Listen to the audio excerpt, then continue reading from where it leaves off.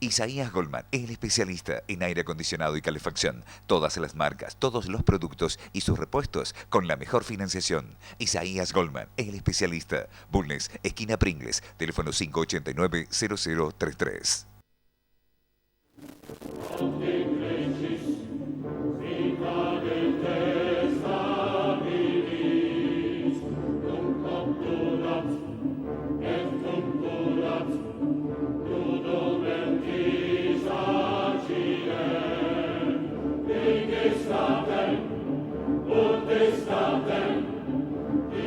Bienvenidos a Palabra de Honor, el programa de política, economía y temas generales que a través de Canal C aparecen en la pantalla desde mañana en la señal 7, ya no más señal 2, ahora va a ser señal 7 desde mañana, los lunes a las 23 horas, martes a las 16:30 y domingo 12:30.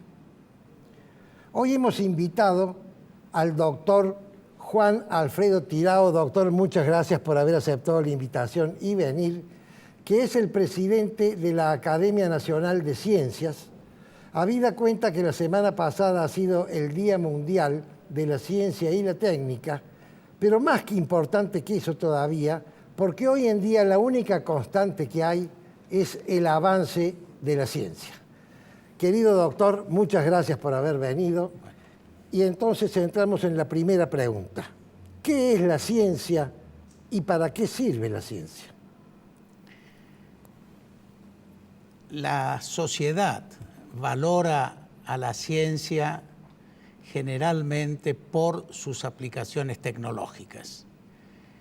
Lo mide en cuanto es capaz de mejorar sus condiciones de vida y superar las dificultades cotidianas. Otro aspecto es el impacto que tiene la ciencia en el desarrollo económico de los pueblos. Más recientemente, digamos en las 2 últimas décadas, ha surgido un nuevo objetivo de la ciencia que es la sustentabilidad. ¿Qué vendría a ser la sustentabilidad? Bueno, los problemas que nos están aquejando son los ataques que ha sufrido por el hombre la naturaleza en general. El deterioro que el hombre, al generar tecnología, ejerce en la naturaleza. Exactamente. Hoy en día eso ha cobrado gran importancia. Ha cobrado gran importancia y es uno de los objetivos más nuevos, digamos, de la ciencia. Bueno, doctor, antes de avanzar en temas específicos, usted es el presidente de la Academia Nacional de Ciencias, me gustaría que le explique a la gente qué es la Academia, quién la fundó y bueno, que cuente un poquito ese tema. Con mucho gusto, la Academia Nacional de Ciencias tiene su sede en la ciudad de Córdoba y es la academia de ciencias más antigua del país. Fue fundada por don Domingo Faustino Sarmiento. ¿Me puedo parar, doctor? ¿Cómo no? En 1869. Y creo que es interesante analizar brevemente cuál era la situación del país en ese momento. La Argentina estaba en plena guerra de la Triple Alianza. Y los soldados que regresaban de la guerra, tan sangrienta como fue esa guerra,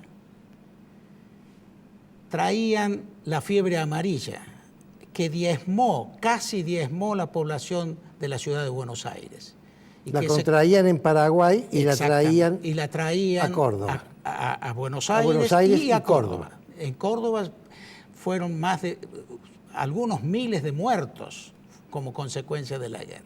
Y en esas circunstancias tan difíciles del país, con una crisis económica inimaginable, porque fue una larga guerra que le costó mucho al país, Sarmiento decide fundar la Academia Nacional de Ciencias. Y le robo un minuto más. Sí, señor, usted robe lo que quiera. Es una situación análoga a los antecedentes de la creación de la fundación de la Academia Nacional de Ciencias de los Estados Unidos. ¿Por qué? Abraham Lincoln fundó la Academia Nacional de Ciencias de Estados Unidos 6 años antes, 1863, en plena Guerra de Secesión. Mire usted, yo quiero decirle al público que yo soy el vicepresidente segundo del Instituto Sarmiento y que funciona por gentileza de la Academia en la Academia nuestras sesiones. Doctor Tirao, ¿por qué Sarmiento?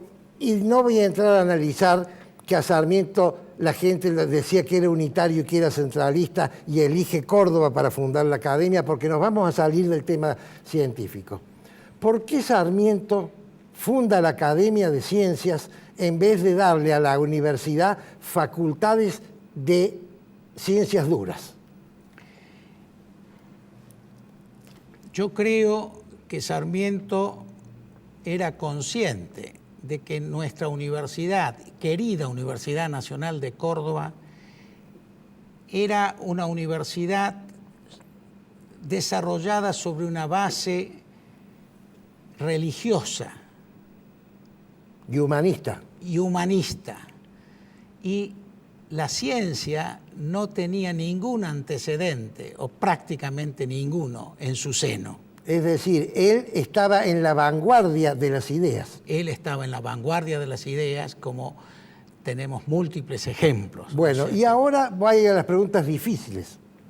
No voy a preguntarle sobre ciencia versus religión, porque ese tema ha quedado solucionado cuando los teólogos modernos dicen los primeros libros de la Biblia son libros simbólicos que dan mensaje, no deben ser interpretados en forma literaria.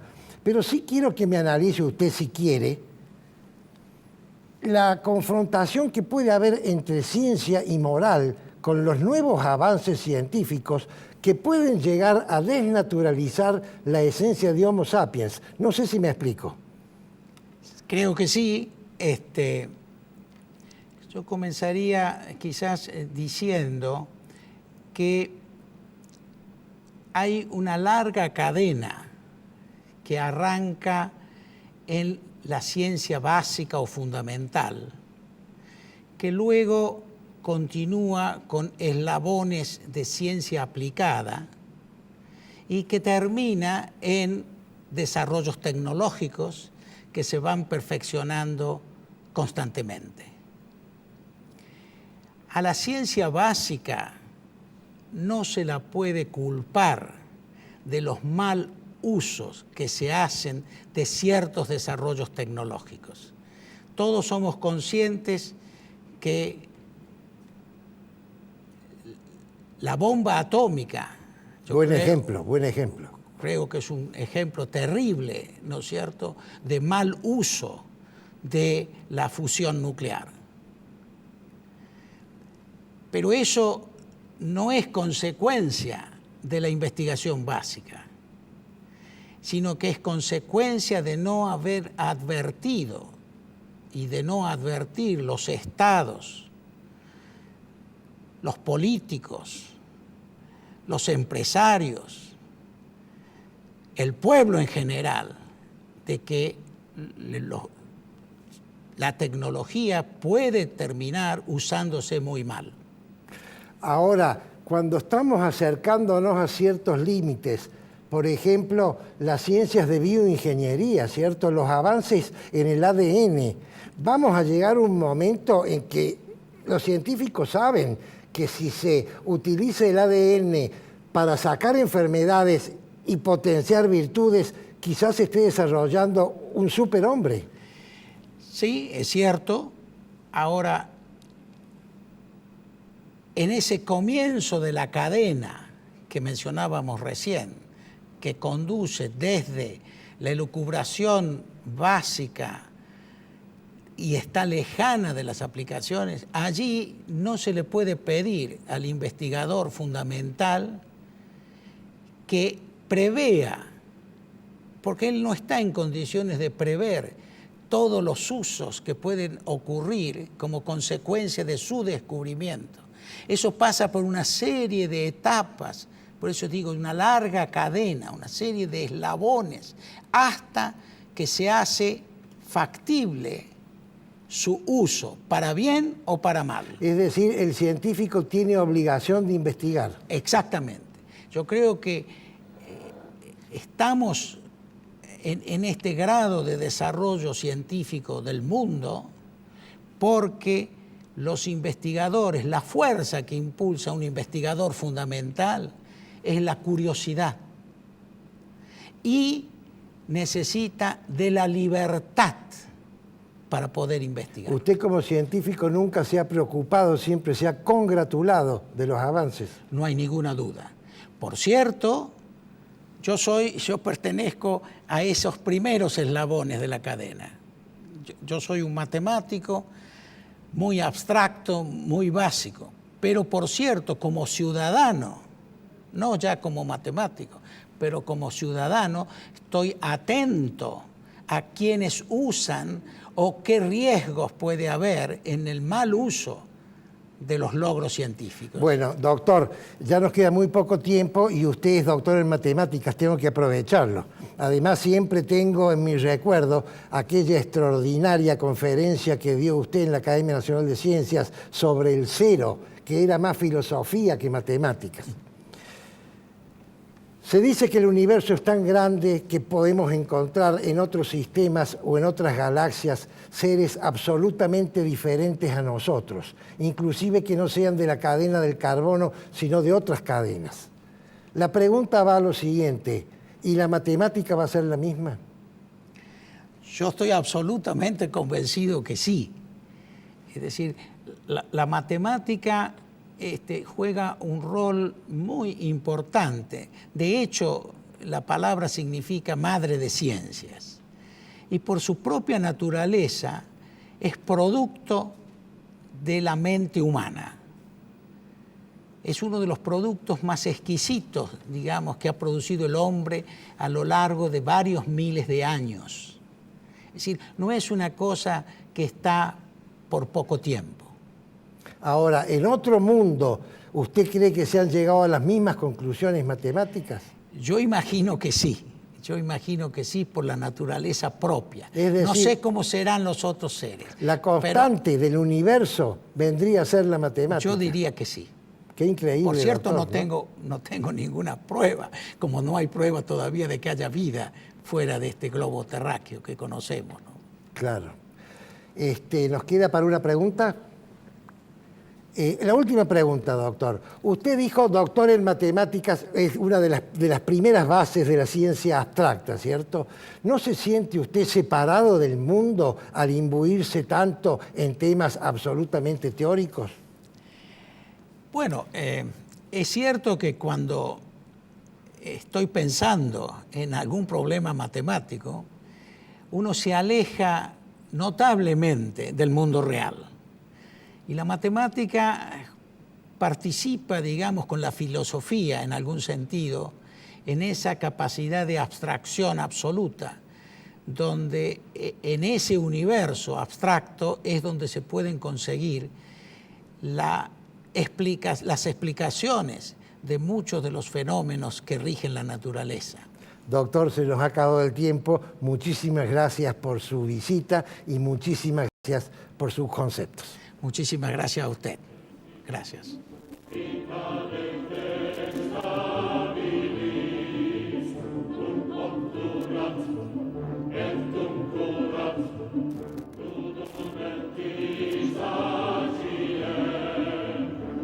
Isaías Goldman, el especialista en aire acondicionado y calefacción. Todas las marcas, todos los productos y sus repuestos con la mejor financiación. Isaías Goldman, el especialista. Bulnes, esquina Pringles, teléfono 589-0033.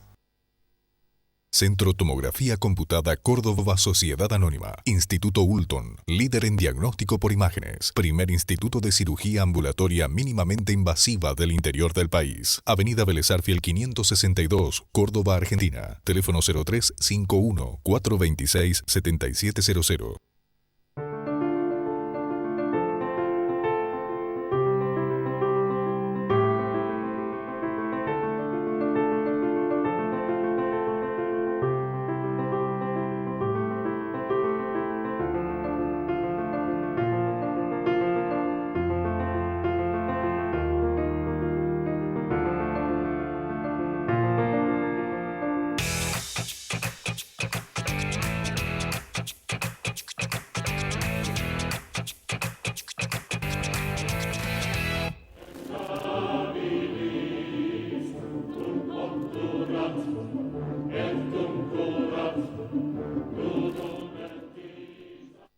El jueves próximo a las 17:30 horas, en el Salón de Exposiciones de OSDE en el Cerro de las Rosas, el arquitecto José Luis Lorenzo presenta su colección de arte que se las recomiendo porque vale la pena.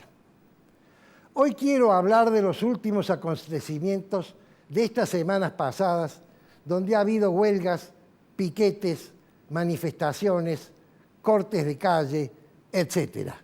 Porque eso refleja una vez más lo que hemos hablado tanto de las dos Argentinas.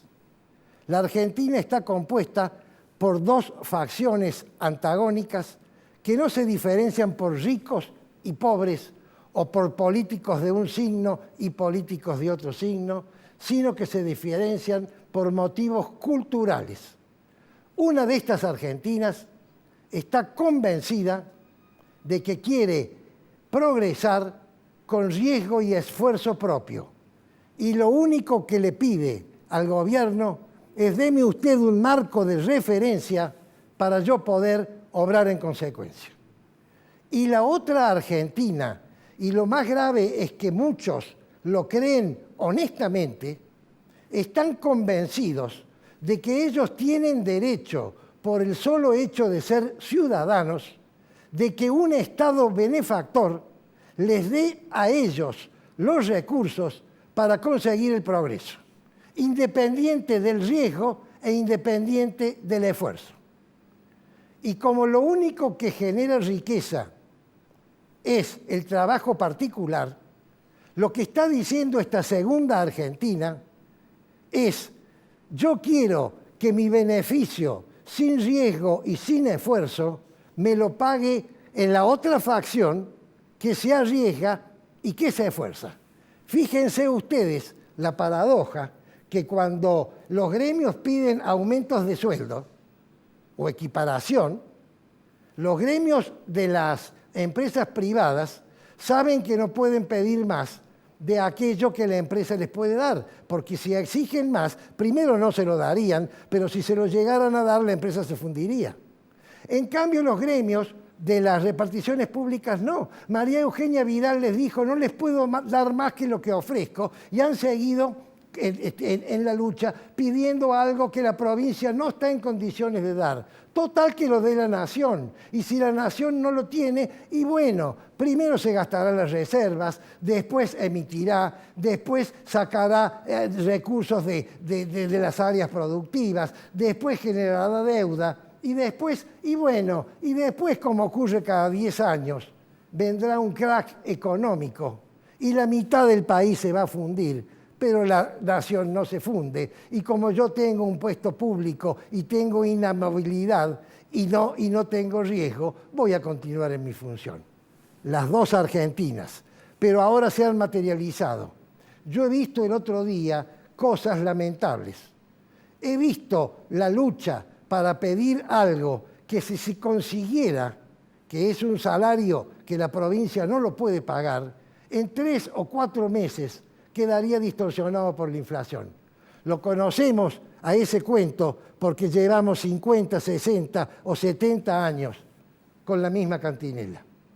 Entonces, ¿por qué estos sindicalistas hacen estos pedidos? Si no van a conseguir el beneficio para los afiliados, lo hacen porque tienen poder, manejo de poder y manejo de caja. Pero hay algo más grave todavía y más triste todavía. Si ellos consiguieran esto que no se puede conseguir, tampoco serviría. ¿Por qué? Me preguntan ustedes. Voy a dar 2 ejemplos. El primer ejemplo está vinculado con la educación, que es lo que destapó la olla últimamente. Si una persona del siglo XIX, mediados del siglo XIX, resucitara y empezara a caminar por el país, vería todo distinto. Las comunicaciones, la energía, los vehículos, vería las ciudades, vería todo diferente, no reconocería nada, excepto una sola cosa. ¿Saben qué? La educación, el sistema educativo. Si entrara a un aula en una escuela del siglo XXI, este individuo del siglo XIX, mediados del siglo XIX, vería la misma maestra dándole clase a 20, 30 o 40 alumnos con el mismo sistema que le dieron clase a él. ¿Qué significa esto, mis queridos amigos?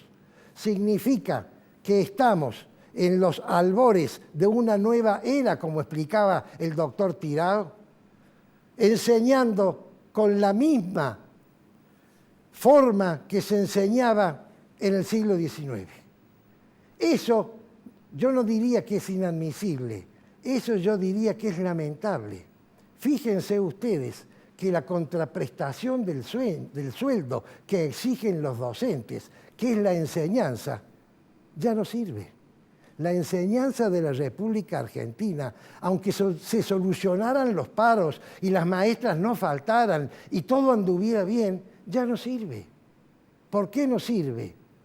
Porque la información hoy es tan grande y una persona cualesquiera, cualquier persona normal, la tiene apretando un botón en tiempo real y a costo cero. Por tal motivo, ya lo importante no es tanto la acumulación de los conocimientos. Lo importante ahora es otra cosa, porque además esa información que llega con una velocidad superior a la capacidad que tiene el alumno de aprenderla, así que nunca la va a alcanzar, jamás.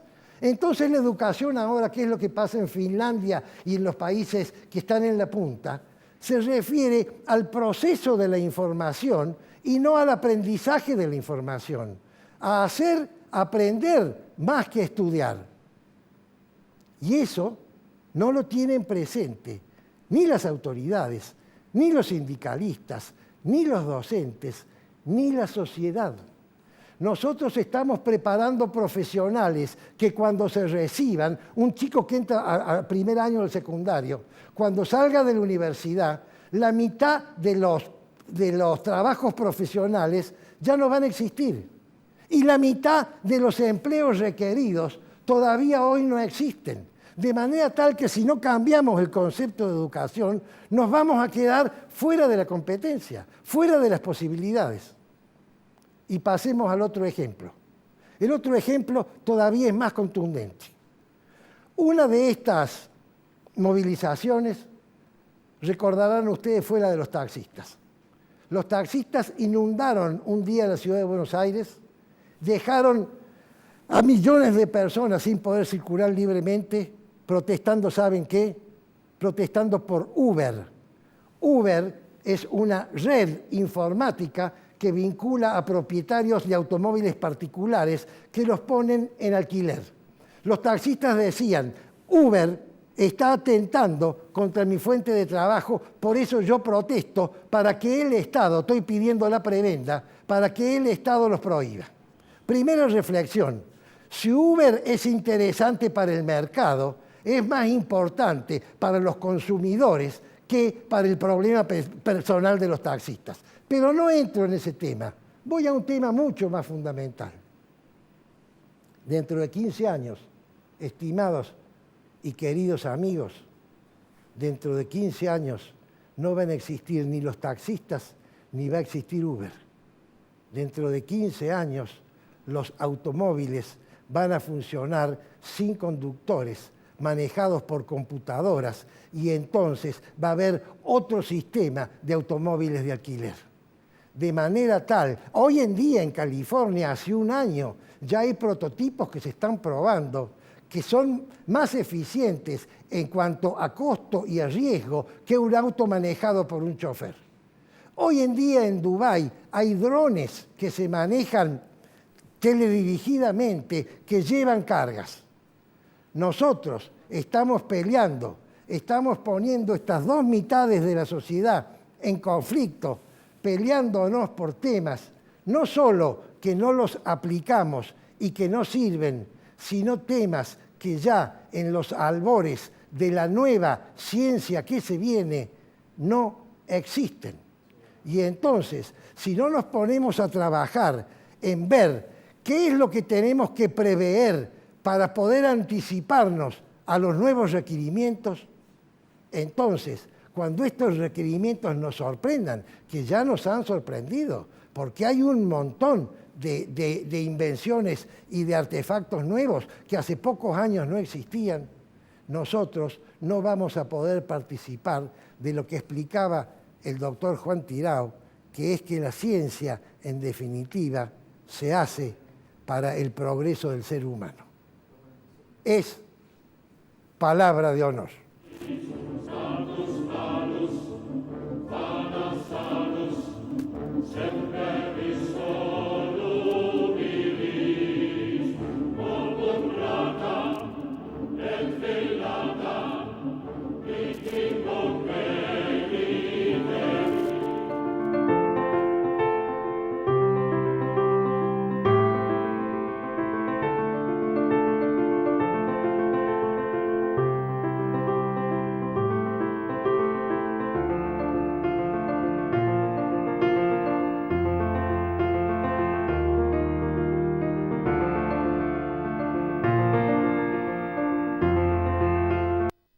Isaías Goldman, el especialista en aire acondicionado y calefacción. Todas las marcas, todos los productos y sus repuestos con la mejor financiación. Isaías Goldman, el especialista. Bulnes, esquina Pringles, teléfono 589-0033.